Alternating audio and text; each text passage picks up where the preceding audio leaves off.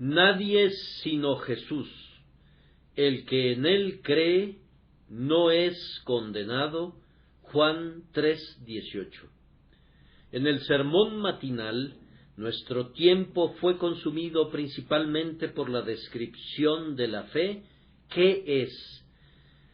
Solo nos quedaron unos minutos disponibles al concluir para describir a dónde conduce, al privilegio de la justificación, que es un don para el alma, que es el resultado de la fe. Que este elevado privilegio, entonces, ocupe nuestra atención esta noche. El texto dice: el que en él cree, esto es, en Cristo Jesús, no es condenado. Para abordar el tema en orden, observaremos primero la satisfactoria declaración hecha aquí. Luego, en segundo lugar, nos esforzaremos por corregir ciertas equivocaciones al respecto, por las cuales el cristiano se encuentra a menudo abatido. Y concluiremos con algunas reflexiones positivas y negativas en relación a lo que este texto incluye y lo que excluye. En primer lugar, entonces, cuán satisfactoria es la declaración: el que en él cree no es condenado. Ustedes saben que en nuestras cortes judiciales un veredicto de no culpable equivale a una absolución y el prisionero es inmediatamente liberado. Sucede lo mismo en el lenguaje del Evangelio. Una sentencia de no condenado implica la justificación del pecador. Quiere decir que el creyente en Cristo recibe ahora una justificación presente. La fe no produce sus frutos dentro de algún tiempo, sino ahora. Puesto que la justificación es el resultado de la fe, es dada al alma en el momento en que se acerca a Cristo y le acepta como su todo en todo. Los que están ante el trono de Dios están justificados esta noche. Nosotros también, tan verdadera y claramente como aquellos que caminan vestidos de blanco y cantan sus alabanzas arriba. El ladrón en la cruz fue justificado en el momento en que volvió sus ojos de fe a Jesús, que estaba en ese preciso momento clavado a su lado. Y Pablo, el anciano, después de años de servicio, no era más justificado de lo que era el ladrón, que no contaba con ningún servicio. Nosotros somos hoy aceptos en el amado, hoy absueltos del pecado, hoy inocentes a los ojos de Dios. Oh pensamiento arrebatador y arrobador para el alma. Hay algunos racimos de esta vid que no podremos recoger hasta que lleguemos al cielo, pero este es uno de los primeros racimos maduros que puede ser arrancado y comido aquí. Este no es como el fruto de la tierra, que no podremos comer hasta que atravesemos el Jordán, pero es parte del maná del desierto y parte también de nuestra vestidura diaria que Dios nos provee en nuestra jornada desde aquí hasta allá. Nosotros somos perdonados ahora mismo, repito, ahora mismo. Nuestros pecados son quitados ahora mismo estamos delante de Dios como si nunca hubiésemos sido culpables, inocentes como el padre Adán cuando andaba en integridad antes de que hubiese comido del fruto del árbol prohibido, puros como si nunca hubiésemos recibido la mácula de depravación en nuestras venas. Ahora, pues, ninguna condenación hay para los que están en Cristo Jesús. No hay ningún pecado en el libro de Dios ahora mismo contra alguien de su pueblo. No hay nada que se le tome en cuenta, no hay ni motita, ni mancha, ni arruga, ni nada parecido que permanezca sobre algún creyente en el tema de la justificación a la vista del juez de toda la tierra. Pero prosiguiendo, el texto se refiere no solamente al presente, sino a una justificación continua. En el momento en que ustedes y yo creímos, se dijo de nosotros, no es condenado.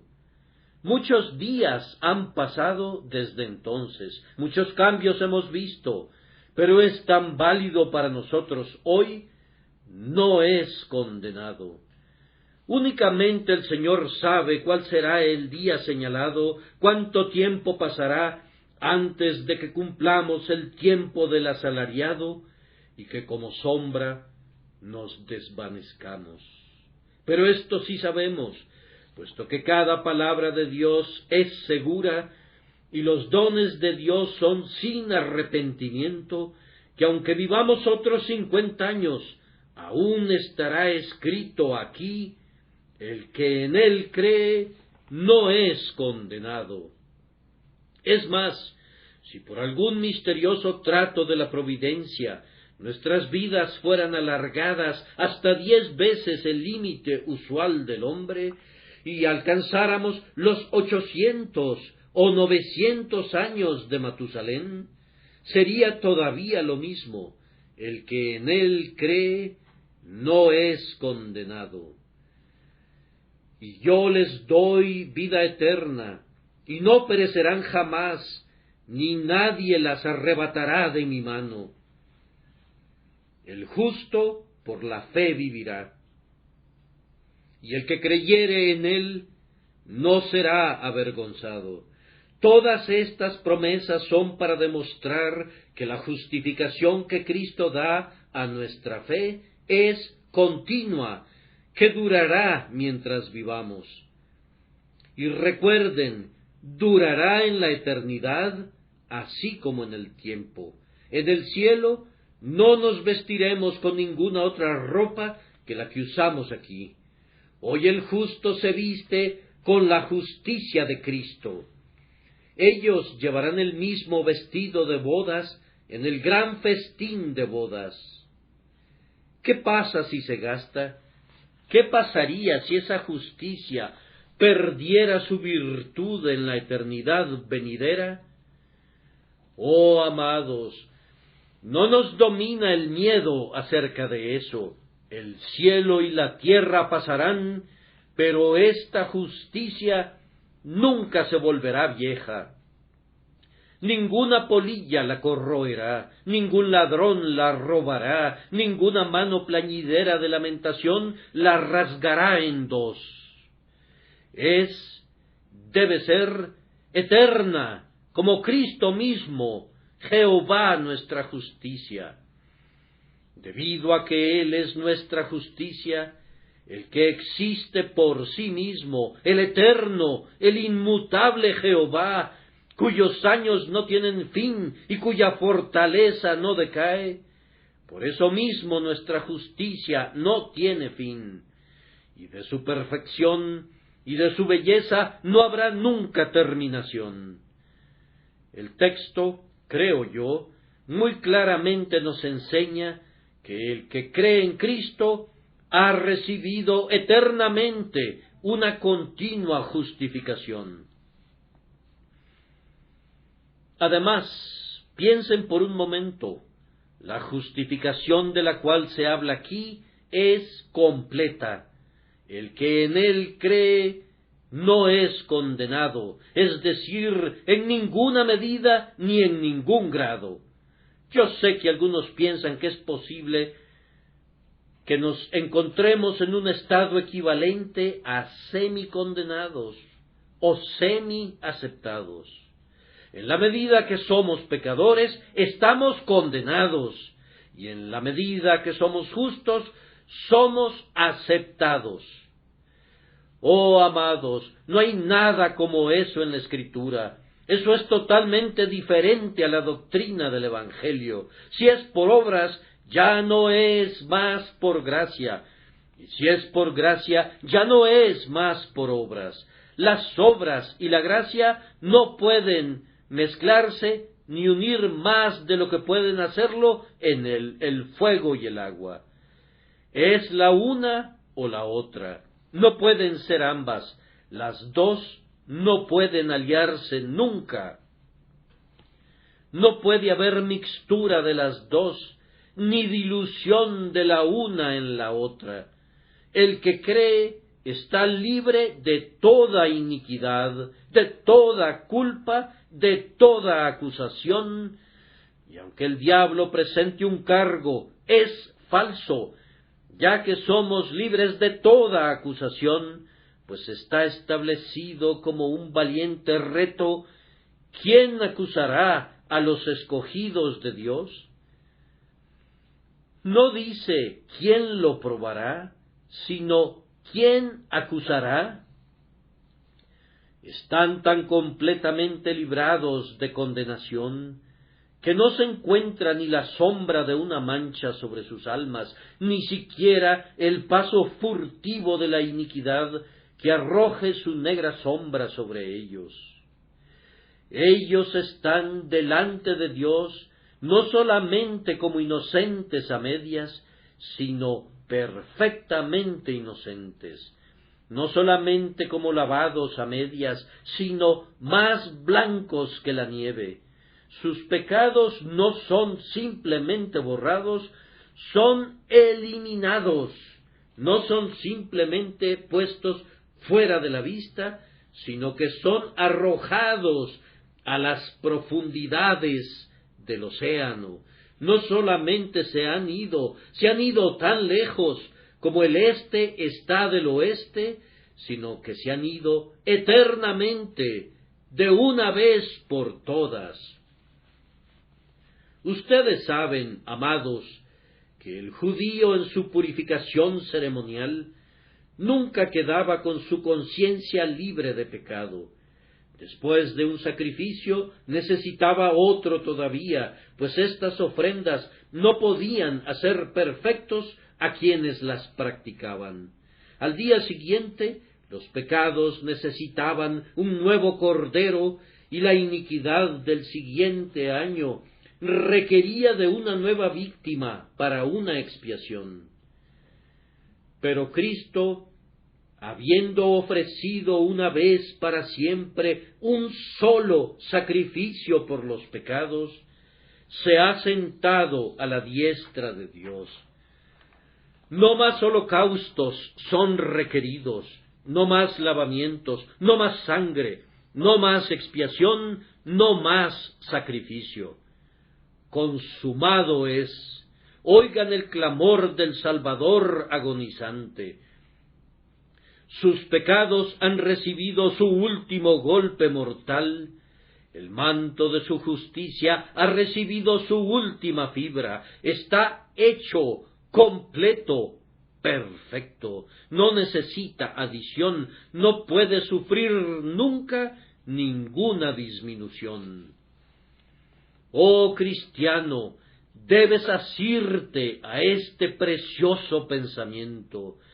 Yo soy incapaz de expresarlo excepto en débiles términos, pero mi debilidad no les impida que capten su gloria y su hermosura.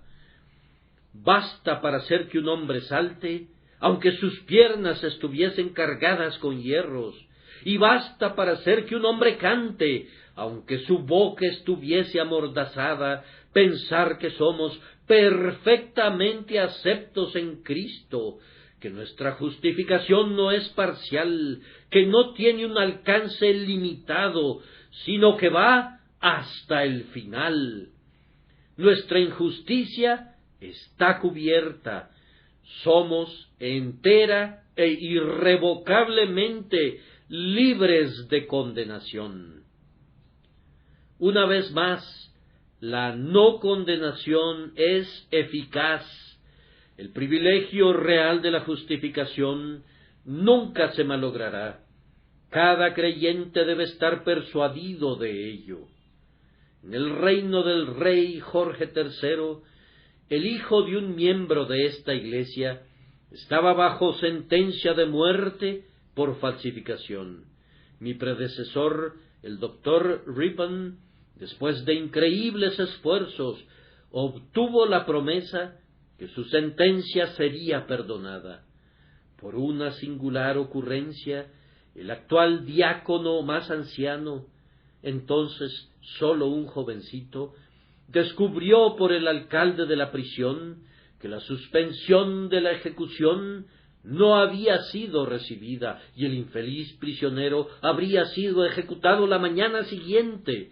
Si el doctor Ripon no hubiese ido de urgencia a Windsor y no hubiese obtenido una entrevista con el rey en su recámara, y no hubiera recibido de la propia mano del monarca una copia de esa suspensión, que había sido puesta negligentemente a un lado por un irresponsable oficial.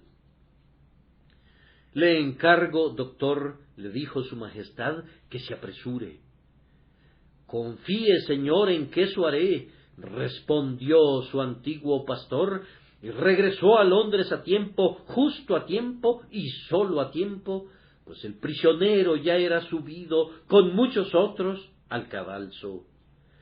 ¡Ay! El perdón había sido dado, y sin embargo el hombre podría haber sido ejecutado si la orden no hubiese sido eficazmente entregada.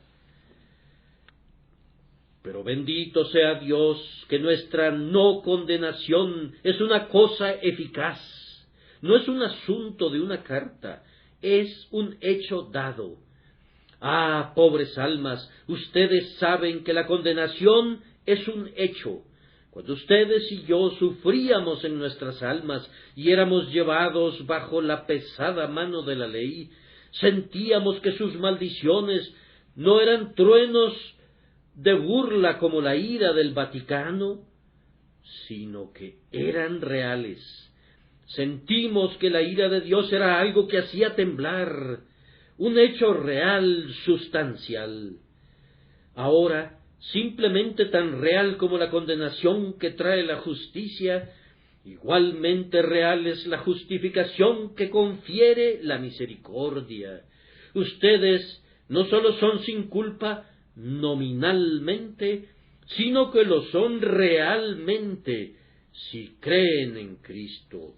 No sólo son puestos nominalmente en el lugar del inocente, sino que son puestos realmente allí, en el momento en que creen en Jesús.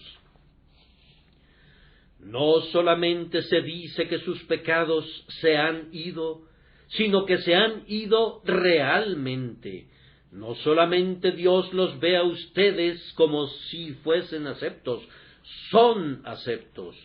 Es un hecho cierto para ustedes, tan cierto como que ustedes pecaron. Ustedes no dudan que hayan pecado, no pueden dudar eso. No duden entonces que cuando creen, sus pecados les son quitados. Pues tan cierto es que cuando la mancha negra cayó sobre ustedes cuando pecaron, así de cierto y seguro fue que todo fue lavado cuando fueron bañados en esa fuente llena de sangre que fue tomada de las venas de Emmanuel. Vamos, alma, piensa en esto. Tú eres real y efectivamente exonerada de toda culpa. Eres sacada fuera de tu prisión. Ya no llevas grilletes como un esclavo. Eres librada ahora de la servidumbre de la ley. Eres liberada del pecado y puedes caminar sin limitación como un hombre libre. La sangre de tu Salvador ha alcanzado tu plena absolución. Vamos, alma mía, tú tienes un derecho ahora a venir a los pies de tu Padre. No hay allí llamas de venganza que te atemoricen ahora, no hay una espada encendida, la justicia no puede herir al inocente. Vamos, alma mía, tus incapacidades te son quitadas. Una vez fuiste incapaz de ver la faz de tu Padre, ahora puedes verla.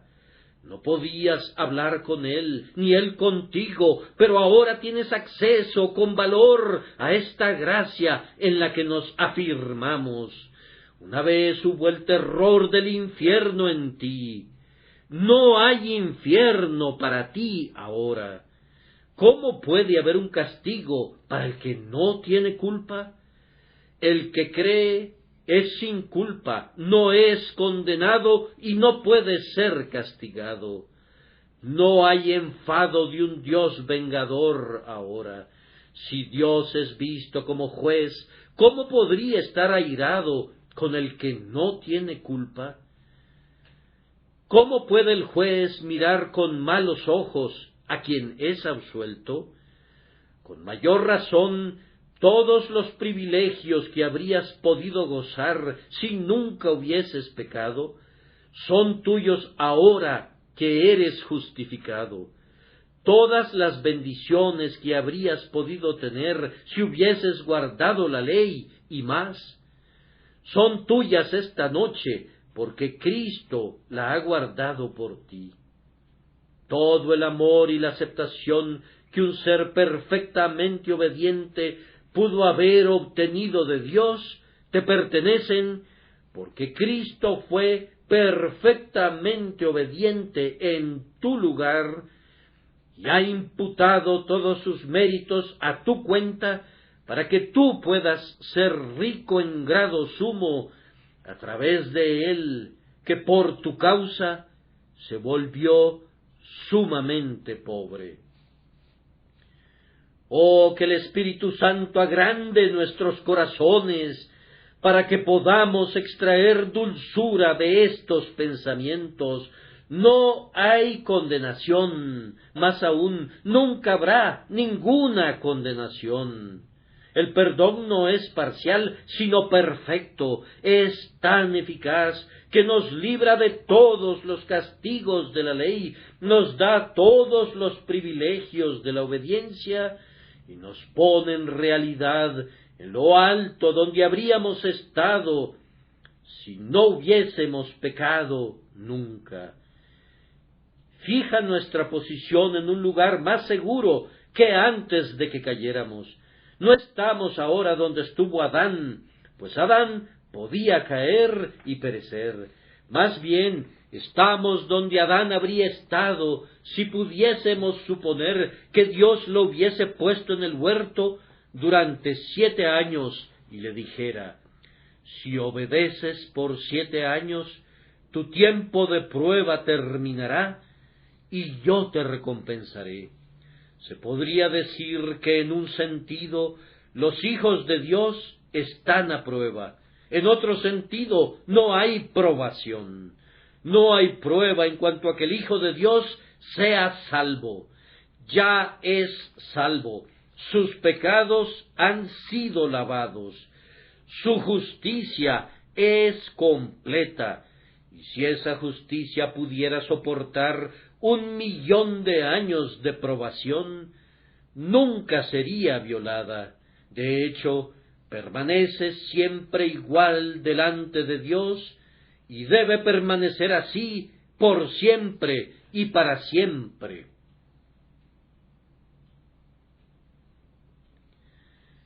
Ahora voy a esforzarme por corregir algunos conceptos erróneos en razón de los cuales los cristianos a menudo están descorazonados.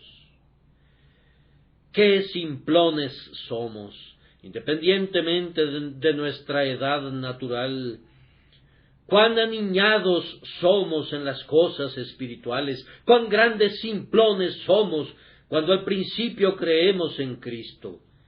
Pensamos que el ser perdonados involucra muchas cosas que después descubrimos que no tienen que ver absolutamente nada con nuestro perdón. Por ejemplo, pensamos que nunca volveremos a pecar.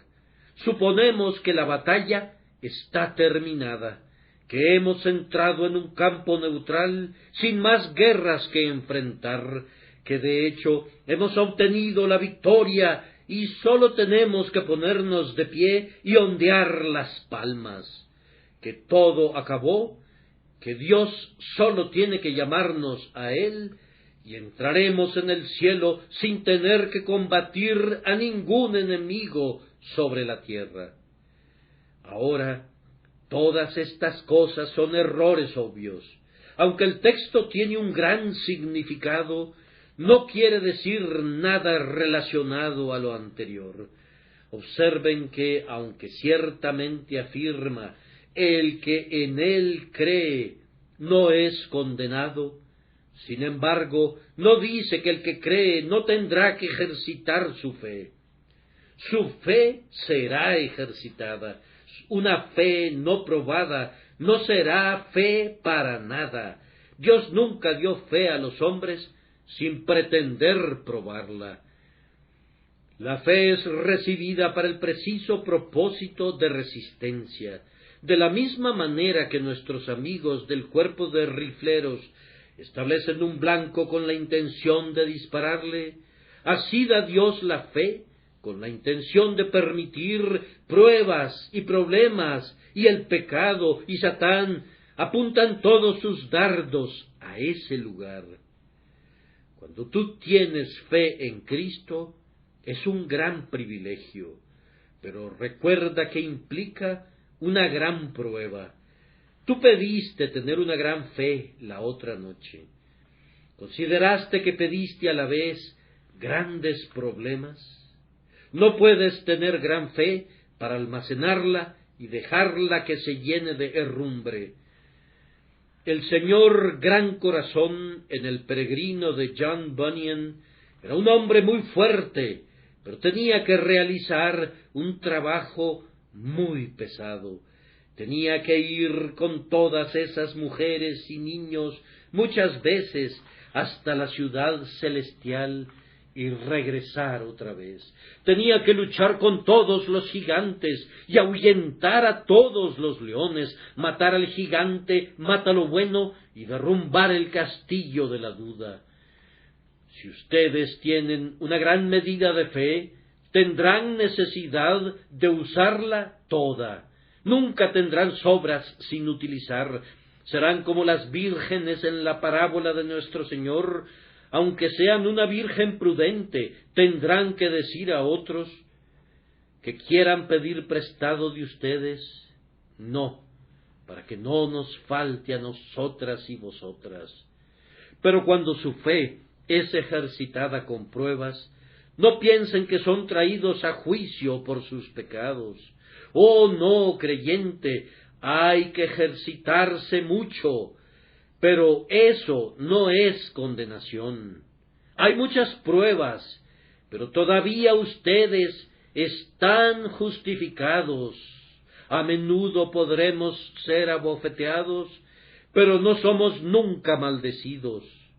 A menudo podremos ser abatidos, pero la espada del Señor no nos herirá nunca en el corazón. Sí, es más, no solamente puede ser ejercitada nuestra fe, sino que nuestra fe puede alcanzar un punto muy bajo, y aun así no seremos condenados. Cuando tu fe se haga tan pequeña que no puedas verla, aun entonces no estás condenado. Si alguna vez has creído en Jesús, tu fe puede ser como el océano cuando se aparta muy lejos de la costa, dejando un vasto rastro de lodo, y algunos podrían decir que el mar se fue o que se secó. Pero ustedes no están condenados cuando su fe está muy seca. Ay, y me atrevo a decirlo, cuando su fe esté en pleamar, no son más aceptos que cuando su fe está en baja mar, pues su aceptación no depende de la cantidad de su fe, únicamente depende de su existencia. Si realmente están apoyados en Cristo, aunque su fe pueda ser como una chispa y 1000 diablos intenten apagar esa única chispa, ustedes no son condenados, ustedes permanecerán aceptos en Cristo. Aunque sus consuelos necesariamente decaerán conforme su fe decline, a pesar de ello, su aceptación no decaerá. Aunque la fe suba y baje como el termómetro, aunque la fe sea como el mercurio de la ampolleta y todos los climas la cambien, sin embargo, el amor de Dios no es afectado por el clima de la tierra o los cambios del tiempo. Hasta tanto que la perfecta justicia de Cristo pueda ser una cosa mutable, un balón de fútbol que sea pateado por todos lados por los pies de los diablos, su aceptación ante Dios no puede cambiar nunca. Ustedes deben ser perfectamente aceptados en el amado. Hay otra cosa que a menudo prueba al Hijo de Dios. Él a veces pierde la luz del rostro de su Padre. Ahora, recuerden, el texto no dice, el que cree no perderá la luz del rostro de Dios. Podrá hacerlo, pero no será condenado por eso.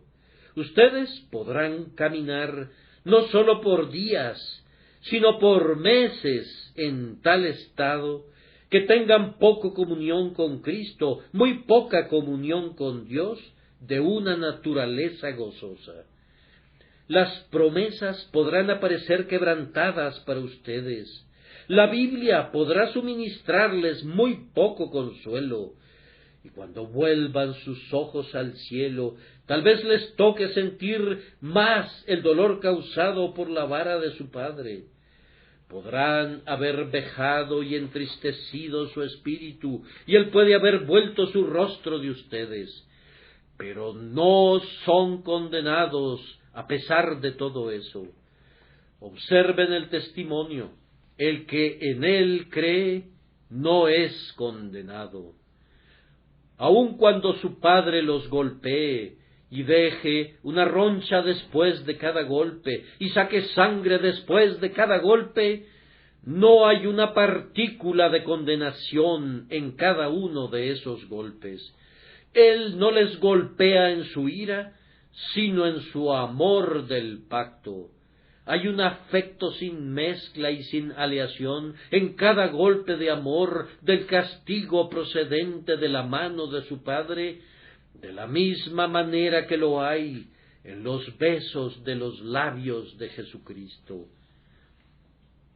Oh, crean esto, tenderá a levantar su corazón, les dará aliento cuando ni el sol ni la luna aparezcan, honrará a su Dios y les mostrará en dónde está realmente su aceptación. Cuando su rostro esté vuelto hacia otro lado, crean todavía en Él y digan, Él permanece fiel, aunque esconda su rostro de mí. Voy a ir todavía más adelante. El Hijo de Dios puede ser tan asediado por Satanás que puede estar muy cerca de entregarse a la desesperación y, sin embargo, no es condenado.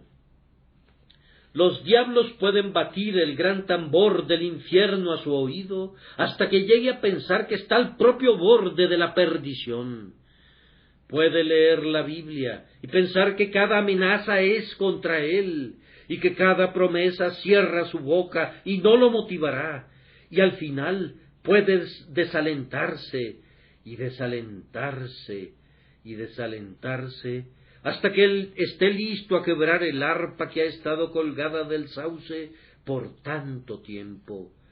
Podrá decir, El Señor me ha abandonado verdaderamente. Mi Dios ya no estará lleno de gracia para mí. Pero no es verdad. Sí, Él podrá estar listo para jurar 1000 veces que la misericordia ha partido completamente y para siempre, y que su fidelidad fallará para siempre. Pero no es cierto, no es cierto. 1000 mentirosos jurando una falsedad no pueden convertirla en verdad, y nuestras dudas y temores son todos ellos mentirosos. Y si hubiese 10,000 de ellos, y todos ellos profesaran lo mismo, es una falsedad que Dios haya abandonado a su pueblo jamás, o que alguna vez haya echado de él a un hombre inocente. Y tú eres inocente, recuerda, cuando crees en Jesús. Pero, dices tú, yo estoy lleno de pecado. Ay, digo yo, pero ese pecado ha sido puesto en Cristo. Oh, dices tú, pero yo peco diariamente. Ay, digo yo, pero ese pecado fue puesto sobre él antes de que lo cometieras, hace muchos años. No es tuyo, Cristo lo ha quitado de una vez por todas.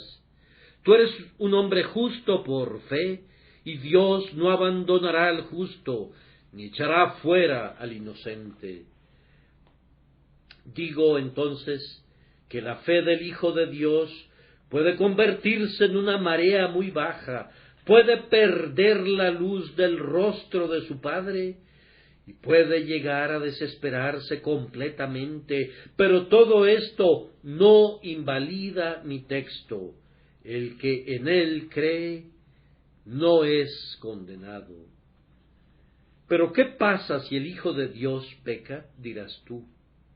Es un tema profundo y delicado. Sin embargo, debemos tratarlo y hacerlo con valor. Yo no atenuaría la verdad de Dios para que nadie haga un mal uso de ella. Yo sé que hay algunos, no del pueblo de Dios, que dirán: pequemos para que la gracia abunde. Su condenación es justa. No puedo evitar la perversión de la verdad. Siempre habrá hombres que tomarán el mejor alimento como si fuese veneno, y convertirán la mejor verdad en una mentira, y así estarán condenando sus propias almas. Tú preguntas: ¿qué pasa si un hijo de Dios cae en pecado? Yo respondo que el Hijo de Dios efectivamente cae en pecado. Cada día él se lamenta y gime, porque cuando quiere hacer el bien, el mal está presente en él. Pero aunque caiga en pecados, no es condenado por eso, no por un solo pecado, ni por todos los pecados puestos juntos, porque su aceptación no depende de él mismo, sino que depende de la perfecta justicia de Cristo, y esa perfecta justicia no es invalidada por ninguno de sus pecados. Él es perfecto en Cristo, y hasta que Cristo fuera imperfecto, las imperfecciones de la criatura no vician la justificación del creyente a los ojos de Dios. Pero, si él cayera en un pecado notorio, oh Dios, líbranos de eso. Si él cayera en un pecado notorio, irá con sus huesos rotos, pero alcanzará el cielo a pesar de eso. Aunque para probarlo y hacerle ver su vileza, se le permitirá que se descarríe mucho, pero quien le compró no lo perderá. Quien le eligió no le echará fuera. Le dirá: yo soy el que borro tus rebeliones por amor de mí mismo, y no me acordaré de tus pecados. David podrá ir demasiado lejos, pero David no estuvo perdido. Regresa y clama: ten piedad de mí, oh Dios. y lo mismo sucederá con cada alma creyente. Cristo la traerá de regreso, aunque resbale, será guardado, y toda la simiente elegida se reunirá alrededor del trono. Si no fuera por esta última verdad, aunque pocos se adhieren a ella, ¿qué sucedería con algunos del pueblo de Dios? Se entregarían a la desesperación. Si le he estado hablando a un rebelde, le ruego que no haga un mal uso de lo que he dicho. Permítanme decirle: pobre rebelde, las entrañas de tu padre te anhelan, no ha borrado tu nombre del registro. Regresa ahora a él y dile: recíbeme por tu gracia y ámame gratuitamente. Y él responderá: te pondré entre los hijos.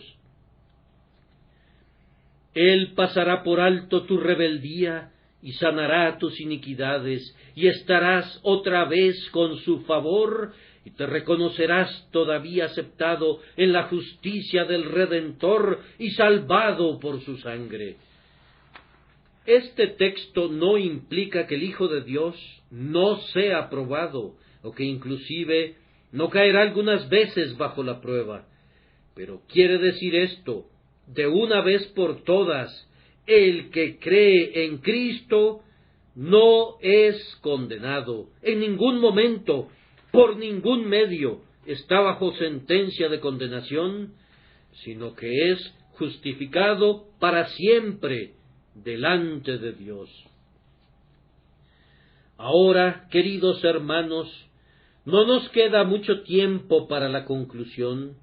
Por tanto, apresuradamente, permítanme observar lo que este texto evidentemente incluye, y que Dios nos conceda que estas pocas palabras hagan bien a nuestras almas. El que en él cree no es condenado.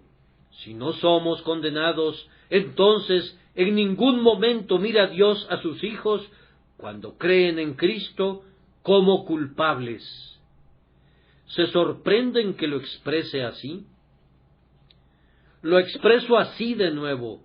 Desde el momento en que creen en Cristo, Dios cesa de mirarlos a ustedes como culpables, pues Él nunca los mira aparte de Cristo. Ustedes a menudo se miran como culpables y caen de rodillas cuando lo hacen, y lloran y se lamentan.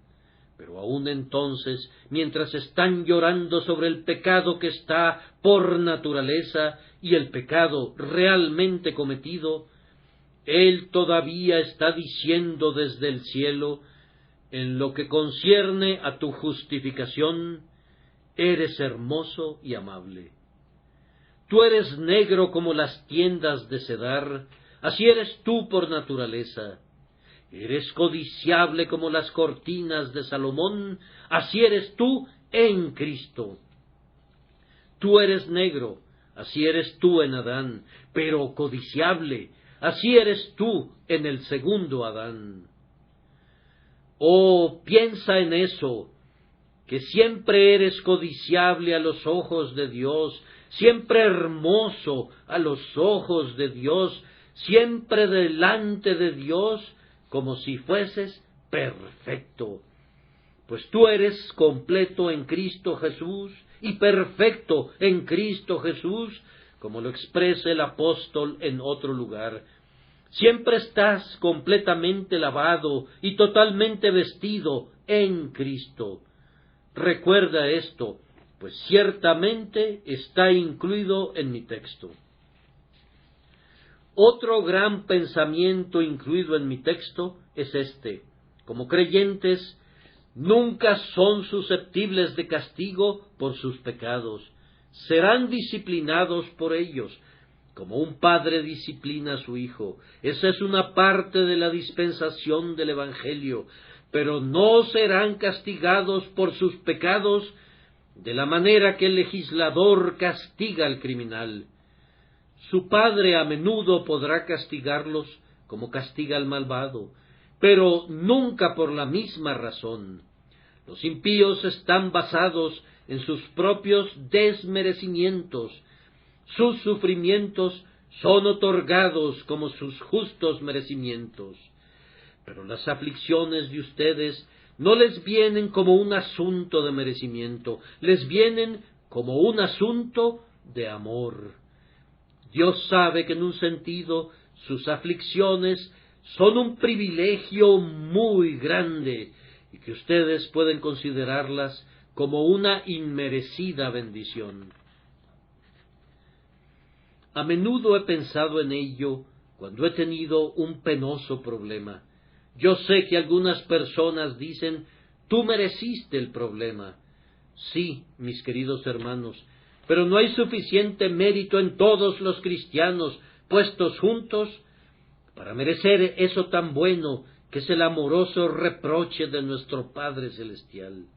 Tal vez ustedes no puedan ver eso, no pueden concebir que les pueda venir un problema como una bendición real en el pacto. Pero yo sé que la vara del pacto es tanto el don de la gracia como la sangre del pacto. No es un asunto de merecimiento o de mérito, nos es dado porque lo necesitamos. Pero me pregunto si hemos sido lo suficientemente buenos jamás para merecerlo. Nunca fuimos capaces de alcanzar una norma tan alta como para merecer una providencia tan rica y llena de gracia como esta bendición del pacto, la vara de la disciplina de Dios. Nunca, en ningún momento de sus vidas, les ha caído encima un golpe de la ley. Desde que creyeron en Cristo, están fuera de la jurisdicción de la ley. La ley de Inglaterra no puede competir a un francés mientras viva bajo la protección de su propio emperador. Ustedes no están bajo la ley, sino que están bajo la gracia. La ley del Sinaí no puede tocarlos, pues están fuera de su jurisdicción. Ustedes no están en el Sinaí ni en Arabia.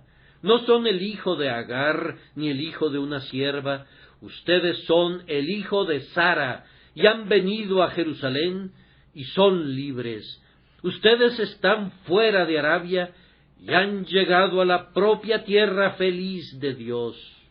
Ustedes no están bajo Agar, sino bajo Sara, bajo el pacto de gracia de Dios.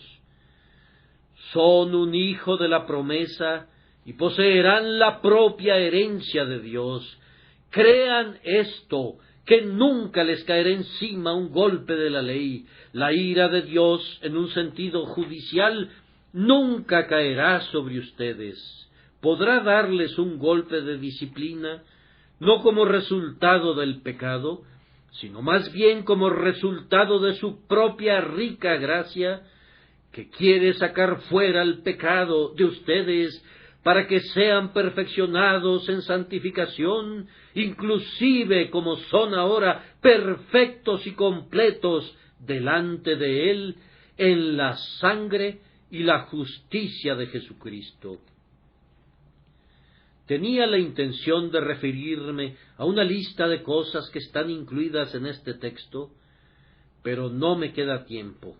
Por tanto, debo pasar 1 o 2 minutos refiriéndome a lo que este texto excluye.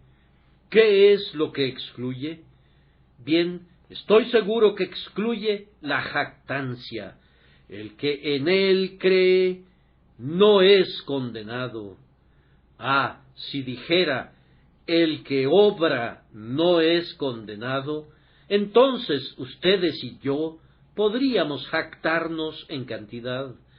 Pero cuando dice el que cree, entonces no queda ningún espacio para que digamos ni media palabra del viejo ego. No, Señor, si no soy condenado, es tu gracia gratuita, pues yo he merecido ser condenado miles de veces desde que he estado en este púlpito esta noche, cuando estoy de rodillas y no soy condenado, estoy seguro de que debe ser la gracia soberana, pues aun cuando estoy orando, merezco ser condenado. Aun cuando nos estamos arrepintiendo, estamos pecando y estamos añadiendo pecados mientras nos estamos arrepintiendo de ellos. Cualquier acto que hagamos como resultado de la carne es para pecar otra vez, y nuestros mejores desempeños están tan manchados por el pecado que es difícil saber si son buenas obras o malas obras.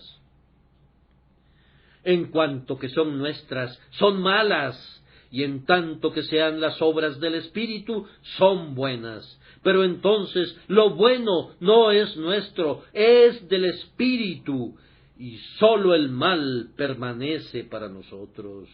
Entonces no podemos jactarnos. Orgullo, vete, vete.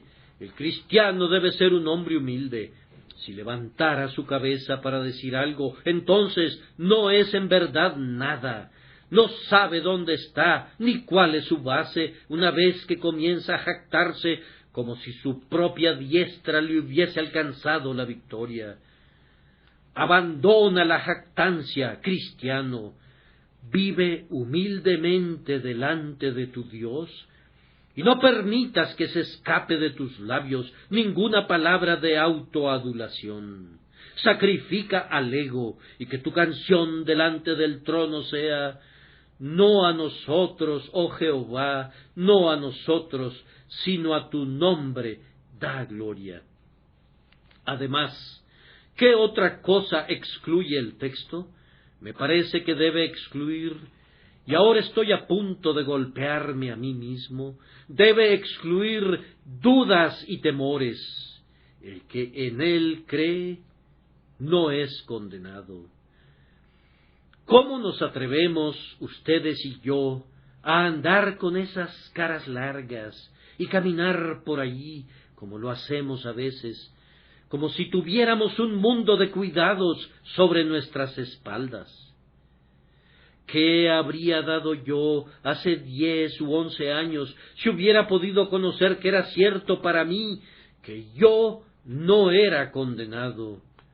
Bien, yo pensé que si podía sentir que había sido perdonado una vez y tuviera que vivir a pan y agua y ser encerrado en un calabozo y ser flagelado cada día con un azote de 9 ramales, lo habría aceptado con alegría si con eso hubiera podido sentir que mis pecados eran perdonados. Ahora tú eres un hombre que ha sido perdonado y sin embargo estás abatido. Oh, deberías avergonzarte. No hay condenación, y sin embargo te sientes miserable. ¡Qué vergüenza, cristiano! Levántate y enjúgate las lágrimas de tus ojos.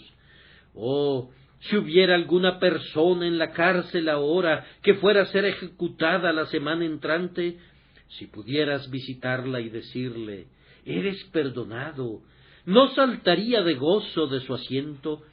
Y aunque pudiera haber perdido sus bienes, y aunque fuera posible que después de su perdón tuviera que sufrir muchas cosas, en tanto que su vida le fuera perdonada, ¿qué le importaría todo lo demás? Él sentiría que todo eso sería menos que nada. Ahora, cristiano, tú eres perdonado, tus pecados son todos borrados. Cristo te ha dicho: tus pecados, que son muchos, te son todos perdonados. Y aún así te sientes miserable. Bien, si debemos sentirnos así algunas veces, tratemos de que ese estado no dure mucho. Si a veces debemos sentirnos abatidos, pidamos al Señor que nos levante otra vez. Me temo que muchos de nosotros adoptamos malos hábitos y convertimos el abatimiento en un estado habitual. Mira, cristiano, mira qué irá creciendo en ti ese espíritu enojadizo, y si no vienes a Dios para que quite de ti esas dudas y temores, pronto te cubrirán como un enjambre de moscas de Egipto. Cuando seas capaz de matar la primera gran duda, tal vez matarás 100 más, pues una gran duda engendrará 1000, y matar a la madre equivale a matar a toda la progenie. Por tanto, mira intensamente a la primera duda, para que no se afiance tu desaliento y se convierta en una triste desesperación. El que en él cree no es condenado. Si esto excluye la jactancia, debe excluir también las dudas. Otra vez, el que en él cree no es condenado. Esto excluye el hábito del pecado. Mi Señor, he pecado contra ti tantas veces, y sin embargo, ¿me has perdonado todo gratuitamente? ¿Qué motivo más poderoso podría tener para mantenerme alejado de pecar otra vez? Hay algunos que dicen que esta es una doctrina licenciosa. 1000 diablos enrollados en uno. Debe ser el hombre que encuentra disipación en esto. ¿Cómo? ¿Ir y pecar porque soy perdonado? ¿Ir y vivir en iniquidad porque Jesucristo quitó mi culpa y sufrió en mi lugar? La naturaleza humana es lo suficientemente mala, pero me parece que este es el peor estado de la naturaleza humana cuando trata de extraer un argumento para pecar de la gracia libre de Dios. Es mucho más difícil pecar contra la sangre de Cristo y contra el sentido del perdón de lo que es hacerlo contra los terrores de la ley y el temor del infierno mismo. Yo sé que cuando mi alma está alarmada por un temor de la ira de Dios, puedo pecar tranquilamente en comparación de lo que podría serlo cuando tengo un sentido de su amor derramado abundantemente en mi corazón. ¿Qué podría ser más monstruoso? ¿Leer que tu título de propiedad está libre y pecar? Oh vil réprobo, estás al borde del más profundo infierno. Pero yo estoy seguro que si eres un hijo de Dios, dirás cuando hayas leído que tu título de propiedad está libre y te sientas justificado en Cristo Jesús: ahora, por el amor que siento por su nombre, lo que era ganancia, cuento como mi pérdida. Mi antiguo orgullo ahora considero mi vergüenza y clavo mi gloria a su cruz.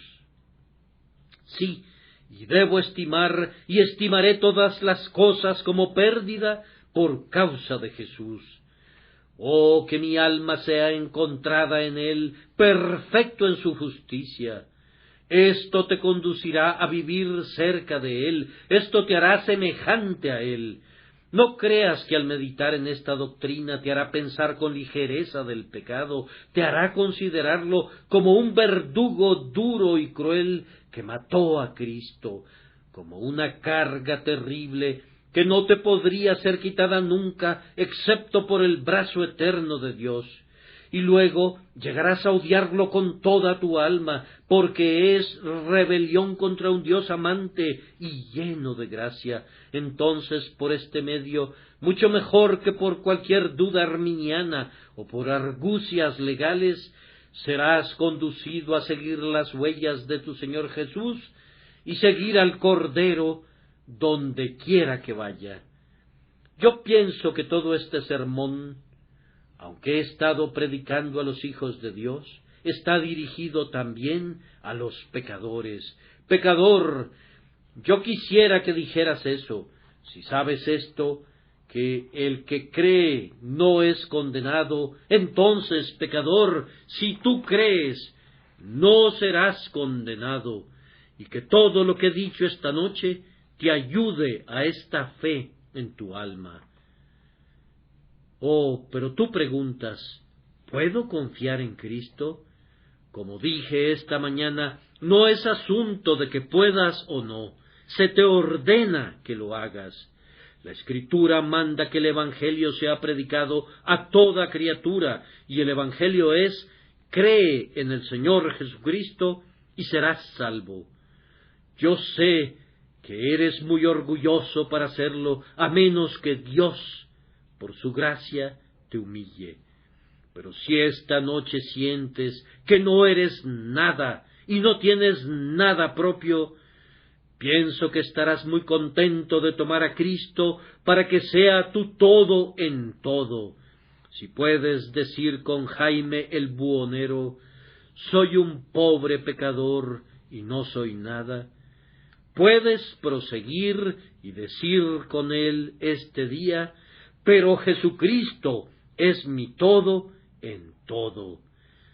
Dios te conceda que así sea, por su nombre. Amén.